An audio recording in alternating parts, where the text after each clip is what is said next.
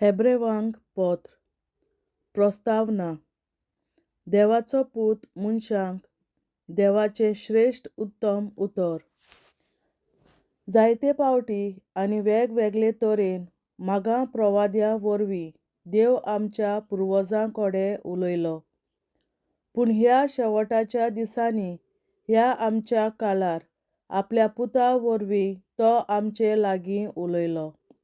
ताका देवान सगळ्या वस्तूंचो दायजी केला. ताचेच वरवीं सगळी सृश्टी रचल्या.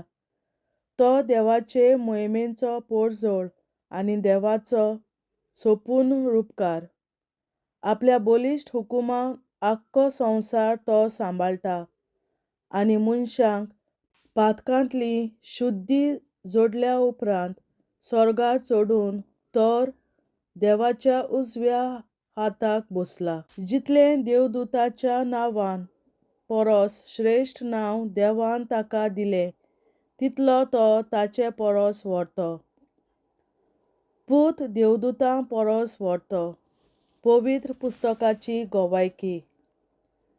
खरेंच देवान केन्नाच खंयच्याच दुताक म्हणूंक ना, तूं म्हजो पूत, आयज हांवें तुका जल्म दिला. तशेंच खंयच्याच देवदूता संबंदी देवान सांगूंक ना, हांव ताचो बापूय जातलों आनी तो जातलो म्हजो पूत. पूण आपल्या मालगड्या पुताक संवसारांत पाठयतना ताणें म्हणलें, सगळे देवदूत ताका साश्टांगी पडूं. देवदूतां विशीं देवान सांगलें, आपल्या दुतांक तो वाऱ्या सारके करता आनी आपल्या म्हणयारांक उज्याच्या आंखट्या सारके. पूण आपल्या पुताक जाल्यार देव अशें म्हणटा, तुजें सिंहासन देवा युगां युगांनी तगतलें. प्रमाणीकपणान तूं राजवट चलयतलोय. प्रमाणीकपणाचो तूं मोग करताय आनी खोटेपणाक विटायताय. देखून सगळ्या तुज्या वांगड्यां मदलो वयर काडून देवान तुज्या देवान आनंदान भरतल्या तेलान तुका माखलो. त्या भायर पवित्र पुस्तकार अशें बरयल्लें आसा, तुवें दोनया प्रितूम रचल्यार काळाचे काळ जावन गेले. सर्गूय तुज्या हातांचें काम. तीं सरून वेतलीं, तूं एकलोच उरतलोय.